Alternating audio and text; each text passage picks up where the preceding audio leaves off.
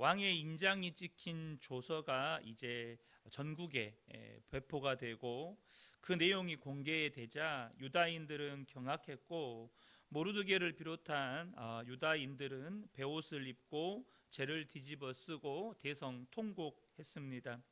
구약에서 옷을 찢고 굵은 베옷을 입고 재를 머리에 뿌리는 것은 모든 종류의 재앙과 불길한 소식에 대한 슬픔이나 걱정이나 애도를 표현하는 방식이었습니다. 잘 아시는 것처럼 이것은 이 히브리인들 유다인들만의 방식이 아니고 그 니느웨 성에 하나님께서 이들을 심판하실 것이라고 하는 이 말씀이 요나를 통해서 선포될 때 이 아수르의 수도인 니느웨 성 사람들도 이처럼 굵은 베옷을 입고 머리에 재를 뒤집어 쓰고 재 위에 앉아서 이렇게 통곡했다는 기록을 우리가 볼 수가 있죠. 그런데 여기에 더불어서 부르짖음과 이 금식은 그 심각한 재앙에서 구해달라고 하나님께 간절히 요청하는 행위였습니다. 그러니까 이 모르드게와 유다 민족들은 자신들이 처한 이 비참함을 표현하는 것에 그치지 않고 이스라엘의 하나님께 간절히 도움을 구하고 있다는 것입니다. 여러분, 이것이 성도의 가장 기본이 되는 신앙입니다. 하나님께 도움을 구하는 것, 하나님께 구원을 호소하는 것. 삶의 위기와 어려움이 닥쳤을 때 여러분, 성도가 가장 기본적으로 해야 되는, 이것은 우리의 신앙의 가장 기본이 되는 신앙입니다. 바로 하나님 앞에 나아가 하나님의 도움을 호소하는 것이죠. 하나님께 구원을 호소하는 것입니다. 그런데 여러분, 이것도요 교육과 훈련이 필요한 영역입니다. 무슨 말이냐? 제가 어렸을 때 한 89년도 이쯤인 것 같습니다. 아마 동생이 이렇게 죽은 그 해인데 어머니가 너무 고통스럽고 힘드시니까 아버지와 함께 기도원에 가신 적이 있습니다. 그때 당시 아버지는 교회를 전혀 다니지 않으셨던 그런 때였고요. 그래서 하루 종일 그 집회에 참석하는데 아버지는 그 집회 기도원에 가셔가지고 하루 종일 밥도 안 드시고 이제 밖에만 있으신 거예요. 밖에 막 담배 뻑뻑 피우시면서 밖에만 계셨죠. 하루 종일 빈속에 계시다가 이렇게 저녁에 집에 들어오셨는데 그때도 이제 저녁에 그 빈속에 이렇게 담배를 피우셨는데 그게 뭐 이제 어떻게 작용을 했는지 모르겠는데 제가 보는 앞에서 이렇게 쓰러지셨어요. 이 방 안에서 이게 쓰러지셨는데 그 실신하듯이 이게 쓰러지면서 이게 방바닥에 이렇게 머리를 이렇게 찌으시면서 머리가 터지신 거예요. 그러니까 갑자기 이제 피가 막 엄청 쏟아져 나오는 거예요. 그때 제가 11살이었는데 어머니도 너무 놀래가지고 이 아버지 그 피가 쏟아지는 거를 붙잡고 막 어쩔 줄을 모르는 거죠. 그러니까 어머니도 막 통곡을 하시고 이제 아버지가 막 돌아가실 것 같으니까 그래서 이제 동네 앞집에 있는 이제 아저씨가 오셔가지고 부랴부랴 택시를 불러서 이렇게 이제 병원으로 응급하게 이제 후송을 했어요. 그때는 119가 없었습니다. 이런 일이 닥치면 그냥 택시 부르든지 어떻게든지 이제 병원으로 뛰려가는 게 방법이었죠. 그런데 언젠가부터 대한민국에 119 구급대, 이 소방대가 생겼습니다. 그리고 이제 이 119를 전 국민을 교육을 해야 되니까 방송에도 이 119 구급대와 관련된 이 홍보 영상들이 제작이 돼서 이런 위급한 상황에 119에 이렇게 전화를 해서 이렇게 조치할 수 있도록 홍보 영상들이 제작이 됐고 또 학교에서도 이게 교육이 됐죠. 그러니까 지금은 여러분 어떤 응급 환자가 발생하면 다 어떻게 하시죠? 119에 눌러가지고 불러요. 그래서 응급처치를 한단 말이죠. 제가 성직교회에서 첫 사역을 시작했습니다. 제가 사역하던 교회에서 갑자기 남편 집사님이 집안에서 뇌출혈로 쓰러지셨어요. 그러니까 아내 되신 권사님이 너무 당황해가지고 막 아들, 딸, 며느리한테 막 전화를 한 거예요. 아버지가 쓰러졌다. 얼른 와라. 막 이렇게 됐어요. 근데 이제 한참 지났는데 며느리가 어머니한테 이제 제가 아는 집사님한테 전화를 했어요. 어머니 119에 신고하셨어요. 근데 어머니가 경황이 없어가지고 가족들한테는 전화를 했는데 119에 신고를 안 한 거예요. 그리고 골든타임은 이미 다 지나버렸던 거예요. 이 내추럴의 골든타임이 있잖아요. 골든타임 다 지나버렸어요. 그리고 이 집사님은 중환자실에 며칠 계시다가 이렇게 돌아가시게 됐습니다. 여러분, 저와 여러분이요, 어떤 어려움이 닥치거나 위기가 닥칠 때 경황이 없을 수도 있죠. 또 기도의 말이 나오지 않을 수도 있습니다. 그러나 하나님 앞으로 가셔야 합니다. 기도의 말이 나오지 않더라도 우리 입술에서 주여가 나와야 돼요. 이것이 우리의 신앙의 가장 기본이 되는 신앙의 기본이 되는 요소입니다. 삶의 위기가 닥치고 어려움이 닥치고 고난이 닥칠 때 누구에게 도움을 요청할 거냐는 거예요. 여러분, 어떤 분들은 사람 찾습니다. 어떤 분들은 돈을 의지하기도 합니다. 어떤 분들은 경황이 없어서 어찌해야 할 바를 모르기도 합니다. 여러분, 우리가 어떤 삶의 어려움은 항상 닥칩니다. 삶의 위기가 항상 닥쳐요. 그때 저와 여러분이 주님을 찾는 훈련이 되어 있으셔야 돼요. 위기가 닥치고 어려움이 닥치면 하나님 앞으로 달려나가는 겁니다. 하나님 앞에 나아가서 기도말이 나오지 않으면 그저 그냥 주여 외치는 겁니다. 그래야 하나님의 역사를 우리가 경험하게 되는 것입니다. 에스더가 그렇게 굵은 베옷을 입고 죄를 뒤집어 쓰고 있는 모르드게에게 좋은 옷을 보냅니다. 그런데 모르드게는 그것을 거절하고 유다인들과 함께 머물러 있습니다. 여러분, 이 모르드게의 이 에스더하고 모르드게는 사촌지간인데 나이 차이가 많이 나요. 나이 차이가. 그러니까 이제 딸 양녀처럼 모르드게가 키웠던 거죠. 자기의 양녀 같은 이 에스더가 왕후예요. 그러니까 모르드게는 에스더에게 도움을 요청하면 얼마든지 자기 한 목숨 정도는 건질 수가 있습니다. 왜 아니겠습니까? 최고 권력자의 아내, 왕의 아내잖아요. 그러니까 에스더가 사랑받는 여인이니까, 왕에게 사랑받는 여인이니까 얼마든지 왕에게 가서 요청하면 모르드게의 목숨 정도는 구할 수가 있는 것이죠. 그런데 모르드게는요, 자기 민족이 다 죽는데 자기 혼자 살 궁리를 하지 않습니다. 이것이 이 모르드게의 모습에서 또 하나 발견하게 되는 성도의 기본 자세입니다. 여러분, 이 유다 민족이라고 하는 건 영적으로 보면 교회, 그러니까 이 영적 공동체입니다. 그러니까 유다 민족은 모르드게에게 신앙 공동체예요. 신앙 공동체.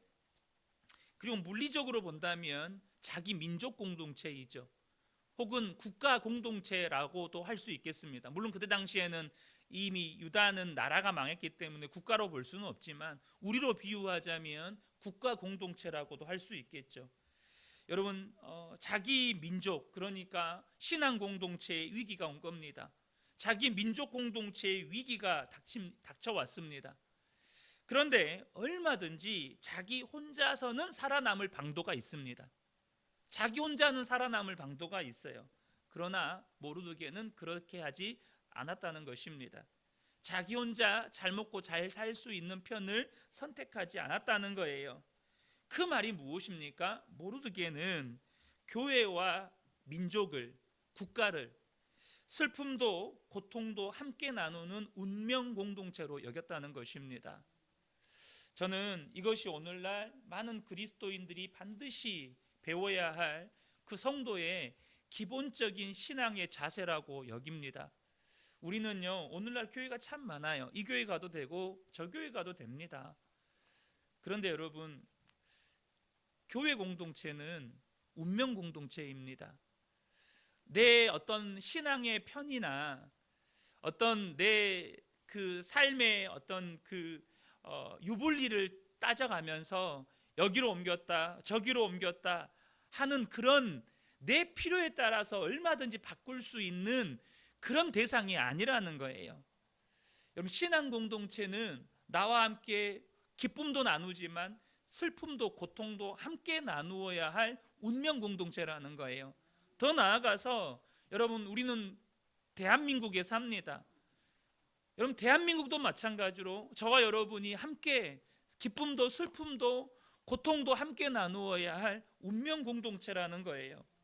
여러분, 우리 그 은혜 교회에 위기가 닥쳐올 수 있습니다. 나아가서 한국 교회에 위기가 닥쳐올 수도 있죠. 이미 한국 교회는 위기입니다. 여러분, 안 그렇습니까? 한국 교회가 지금 위기에 처해 있습니다. 갈수록 여러분, 교인 수가 급감하는 것도 문제이지만 신앙의 미래 세대, 다음 세대가 급감하는 건 더 큰 문제입니다. 대한민국 위기입니다. 여러분, 어떻게 해야 합니까? 나 혼자 잘 먹고 잘 살 수 있어요. 나와 상관없는 일이라고 여기고 그냥 내 살 길 찾아서 떠나갈 수 있습니다. 그러나 여러분, 믿음의 사람은요, 그것을 운명 공동체라고 여기는 것입니다. 그 위기에, 그 슬픔에, 그 고통에 함께 동참해서 어떻게 하는 겁니까? 그 문제를 내 문제라고 여기고 하나님 앞에 나아가서 목숨 걸고 기도하는 것입니다. 하나님, 한국교회 살려주십시오. 하나님, 이 대한민국을 살려주십시오. 이 대한민국의 위기 앞에서 우리가 정말로 깨어서 하나님 앞에 부르짖어 기도하고, 정말 지금 여러분, 대한민국이 지금 헌정 역사 한 70년 되죠. 얼마나 많은 일들이 있었습니까? 막 쿠데타가 일어나고, 그리고 지금 제가 살아간 이 큰 현대사 속에서 여러분, 대통령이 2번이나 탄핵이 됐습니다. 대통령이 2번이나 임기를 채우지 못하고 탄핵이 됐어요. 얼마나 지금 대한민국이 시끄럽습니까? 그로 인한 경제적인 손실은 말할 수도 없고, 여러분, 얼마나 지금 혼란스럽습니까? 이것이 나의 문제여야 하고 우리가 정말로 함께 깨어서 기도해야 할 문제라는 것입니다.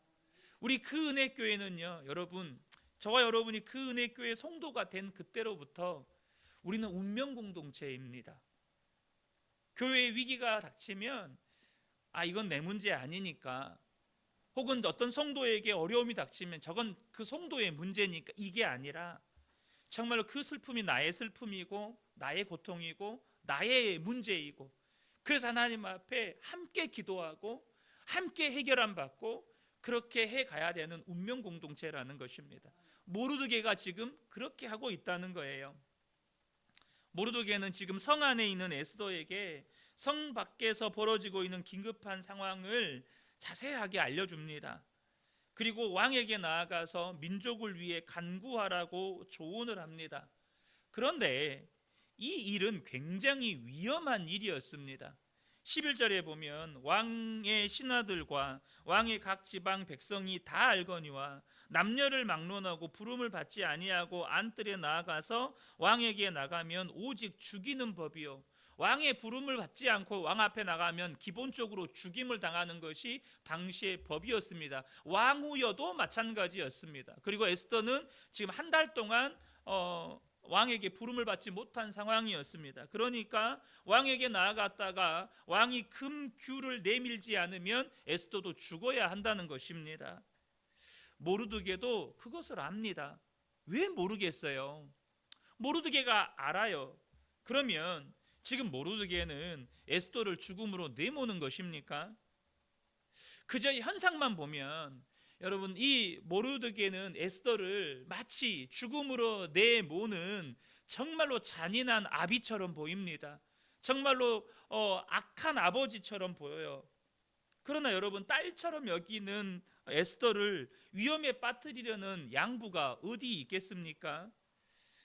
우리는 여기서 믿음의 부모, 믿음의 어른이 어떤 믿음의 소양을 갖추어야 하고 또 공동체 위기 앞에서 어떤 태도를 취해야 하는지, 특별히 자녀들에게, 우리 믿음의 후배들에게 어떤 태도를 취해야 하는지를 본문은 우리에게 잘 보여주고 있습니다.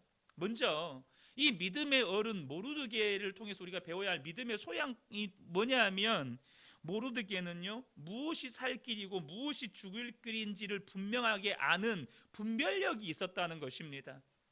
이것이 살 길이고 이것이 죽을 길이다 라고 하는 걸 분별할 줄 아는 분별력이 있었다는 거예요. 눈으로 보면 에스더에게 왕 앞에 나아가라고 하는 건 지금 죽을 길로 내모는 것입니다. 현상만 보면 그래요. 근데 에스더는, 아니 모르드게는 그것이 살 길이라는 걸 알았어요. 13절 14절에 모르드게가 그를 시켜 에스더에게 화답하되 너는 왕궁에 있으니 모든 유다인 중에 홀로 목숨을 건지리라 생각하지 말라. 에스더가 그냥 있으면 에스더는 살아요. 근데 그게 살 길이 아니라는 거예요. 14절에 그때 내가 만일 잠잠하여 말이 없으면 유다인은 다른 데로 말미암아 노임과 구원을 얻으려니와 너와 내 아버지의 집은 멸망하리라. 그게 살 길이 아니라는 겁니다. 잠잠히 있는 게 살 길이 아니라는 거예요. 그럼 뭐가 살 길이라는 거예요? 왕 앞에 나아가서 정말로 하나님을 의지함으로 왕 앞에 나아가서 왕에게 간청하는 것이 네가 살 길이다. 여러분, 저와 여러분 안에, 우리 믿음의 부모들 안에 자녀들에게 살 길이 무엇이고 죽을 길이 무엇인지를 분별할 줄 아는 눈이 있기를 축복합니다. 무엇이 살 길이고 무엇이 죽을 길인지를 분별할 줄 알아야 된다는 거예요. 또 한 가지는 뭐냐 하면 이 살 길로 가라고 말할 때 영적으로 보면 살 길인데, 믿음으로 보면 살 길인데, 여러분 육신의 눈으로 보면 그게 죽을 길이거든요. 육신의 눈으로 보면 자녀에게 희생을 강요하는 길이에요. 육신의 눈으로 보면 자녀가 고통을 감수해야 하는 길이에요. 그런데 지금 모르드게가 어떻게 합니까? 자녀에게 희생을 강요하고 있다는 겁니다. 자녀에게 고통을 강요하고 있다는 거예요. 왜요? 그것이 에스더의 믿음이 자라는 길이고 그것이 에스더가 진짜 사는 길이기 때문에 그래요. 우리가 모르드게를 통해서 배워야 하는, 우리의 믿음의 후배들 자녀들에게 취해야 하는 여러분 믿음의 태도입니다. 무엇입니까? 우리 부모들이요, 이게 살 길인 건 알지만 육신의 눈으로 보면 그게 고통스러워요. 그게 희생과 헌신을 해야 되는 길이에요. 그러니까 자녀가 고생하는 거, 자녀가 고통당하는 거, 자녀가 힘들어하는 것이 너무 짠하니까 자녀가 감당해야 할 고통을, 자녀가 감수해야 할 희생과 헌신을 부모가 대신 감당해 버리는 거예요. 그러면 자녀가 사는 게 아니라, 그러면 자녀의 믿음이 자라지를 못해요. 그러면 자녀가 주님을 바라보지를 못하고 부모를 바라보고 부모를 의지하게 돼요. 나는 자녀를 살리고자, 자녀가 너무 짠하니까, 고통스러우니까 자녀가 감당해야 할 그 고통을 내가 대신 감당해 줬어요. 그런데 그것이 자녀의 믿음을 죽이는 일이라는 거예요. 자녀가 의지해야 할 하나님 자리에 내가 들어가 있으니까 자녀는 하나님을 바라보지 않고 이제는 나만 바라보는 거예요. 나만 의지하는 거예요. 내가 젊고 힘 있을 때는 나 의지하고 나 바라봐도 감당할 수 있어요. 그런데 여러분, 우리가 영원히 젊고 힘이 있습니까? 부모도 언젠가는 늙고 부모도 언젠가는 힘이 없어요. 이제 내가 늙고 힘없는데 자꾸 자녀들이 나를 의지해요. 도와달래요. 어떻게 하실 겁니까? 그것이 내 자녀의 믿음을 죽여버린 결과입니다. 자녀가 늙고 힘없는 부모한테 계속해서 달라 하고 있는 거예요. 사랑하는 성도 여러분, 우리가 모르드게를 통해서 배워야 합니다. 부모는 무엇이 죽을 길이고 무엇이 살 길인지를 분별할 수 있으셔야 합니다. 그리고 눈으로 볼 때는 죽을 길 같은데 영적으로 믿음으로 보면 살 길로 우리 자녀들에게 갈 수 있도록 그 자녀들에게 때로는 희생과 헌신을 말할 수 있어야 된다는 거예요. 자녀가 감당해야 할 고통, 자녀가 감당해야 할 희생과 헌신을 부모가 대신하지 말라는 겁니다. 그것은 자녀를 죽이는 길이에요. 때로는 그것을 부모가 감당하셔야 한다는 거예요. 이 새벽에 우리가 모르드게를 통해서 다시 한번 믿음의 사람이 갖추어야 할 기본적인 신앙의 태도와 믿음의 부모가 갖추어야 할 이 신앙의 태도가 무엇인지를 배웠습니다. 우리 모든 성도님들이 그렇게 스스로가 믿음의 사람으로 세워지시고 또 자녀들을 믿음의 사람들로 세워가는 복된 분들 되시기를 예수님의 이름으로 축복합니다. 아멘.